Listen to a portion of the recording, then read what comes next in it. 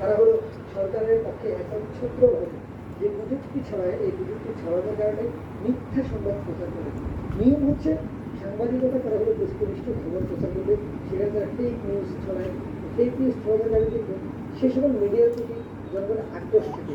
অবশ্যই জনগণের যতই আক্রোশ থাকুক, আমরা মনে করি আইন শৃঙ্খলার দায়িত্বে যারা রয়েছে তারা সেখানে নিরাপত্তার জিনিসটি নিশ্চিত করবে এবং সাংবাদিক যাতে কোনো কারণেই হামলার শিকার না হয়, আক্রান্ত না হয়, সেই বিষয়গুলো দেখার জন্য আমরা আইন শৃঙ্খলা রক্ষা বাহিনীকে সর্বোচ্চ সজাগ হয়েছে অন্তর্বর্তী সরকারের বিষয়টি আসছে এক্ষেত্রে সমন্বয়ক উপদেষ্টা হিসেবে তোমারগুলো বাবা ঠিক করে বারবার আসেন, এই বিষয়ে কি জানেন?